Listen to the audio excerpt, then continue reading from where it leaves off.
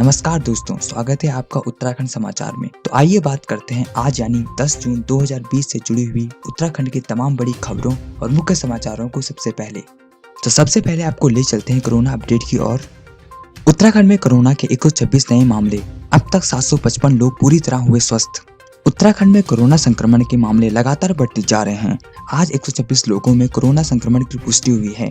वहीं कोरोना संक्रमित महिला और होम क्वारंटाइन में रह रहे वृद्ध की मौत हुई है। कोरोना संक्रमित महिला सहारनपुर की रहने वाली थी और उसका अस्पताल में इलाज चल रहा था।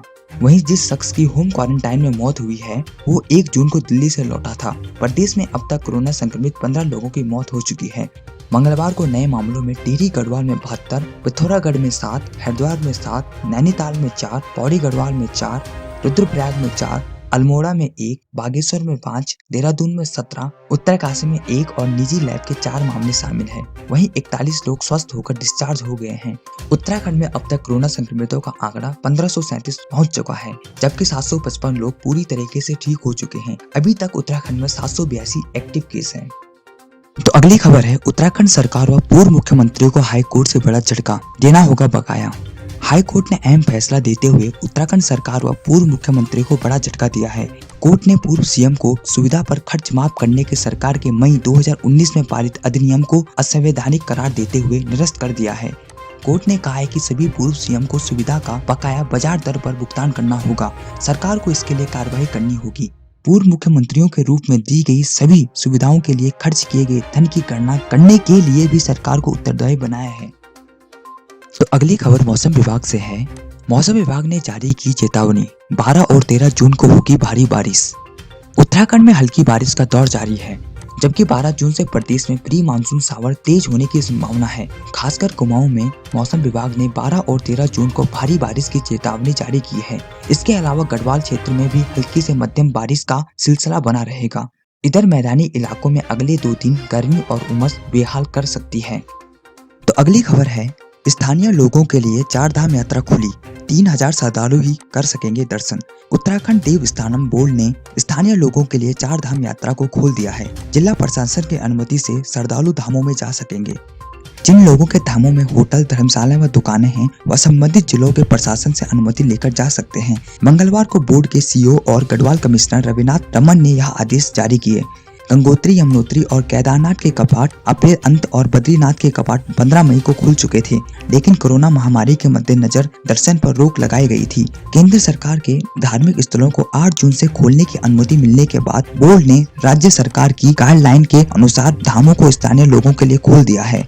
3000 श्रद्धालु ही कर सकेंगे दर्शन। चारों धामों में एक दिन में सिर्फ 3000 श्रद्धालु ही दर्शन कर पाएंगे। सबसे ज्यादा 1200 श्रद्धालु बद्रीनाथ धाम के दर्शन कर सकेंगे, जबकि केदारनाथ धाम में 800, गंगोत्री में 600 और यमुनोत्री धाम में 400 श्रद्धालु की अनुमति मिलेगी। सुबह 7 बजे से शाम 7 बजे तक ही खुले रहेंगे कपाट। चारों धामों में सुबह 7 बजे से शाम 7 बजे तक ही दर्शन कर सकेंगे। जो व्यक्ति भी इस दौरान धामों में जाएंगे वे स्वयं ही अपनी व्यवस्था करेंगे। दर्शन करने वालों को बोर्ड की तरफ से निःशुल्क टोकन उपलब्ध कराए जाएंगे। टोकन में दर्शन के लिए निश्चित समय एवं तिथि का उल्लेख भी रहेगा। तो अगली न्यूज है, शेष परीक्षाएं अब 22 जून से, यह है संशोधित परीक्षा कार्यक्रम।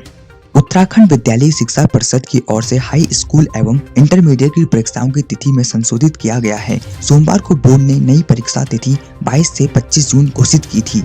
इससे पहले यह परीक्षाएं 20 से 23 जून तक होनी थी।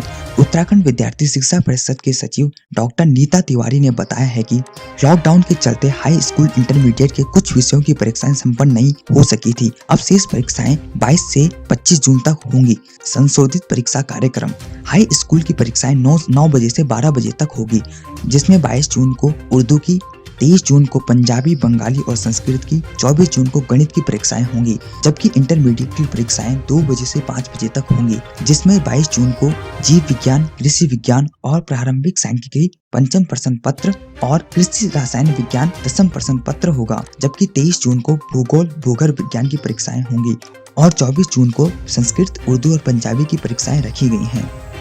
अगली खबर है, नेहरू पर्वतारोहण संस्थान में ऑनलाइन होंगे पर्वतारोहण के कोर्स। देश दुनिया को दर्जनों नामचीन पर्वतारोही देने वाले उत्तरकाशी स्थित नेहरू पर्वतारोहण संस्थान यानी निम ने कोरोना काल में अपने बेसिक और एडवांस कोर्स को ऑनलाइन कर दिया है। सिर्फ प्रयोगात्मक प्रशिक्षण ही ऑफलाइन होगा। इसके लिए प्रशिक्षण लेने वालों को अतिरिक्त फीस नहीं देनी होगी। ऑनलाइन पाठ्यक्रम आगामी 1 अगस्त से शुरू हो जाएंगे। इसके लिए निम्न ने तैयारियां शुरू कर दी हैं।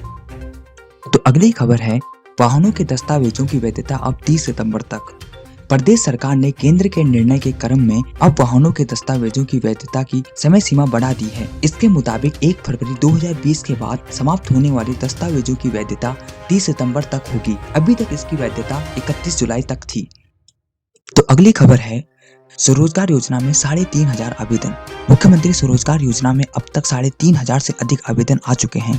योजना के तहत सरकार स्वरोजगार के लिए कारोबार को बैंक के जरिए लोन दे रही है। मुख्यमंत्री त्रिवेंद्र सिंह रावत ने 28 मई को इस योजना को लॉन्च किया था। योजना के तहत सरकार स्वरोजगार शुरू करने के लिए बैंकों के जरिए अधिकतम 25 लाख रुपए तक का लोन दे रही है। उत्तराखंड समाचार चैनल को सब्सक्राइब करें उत्तराखंड से जुड़ी छोटी और बड़ी खबरों को सबसे पहले देखने के लिए।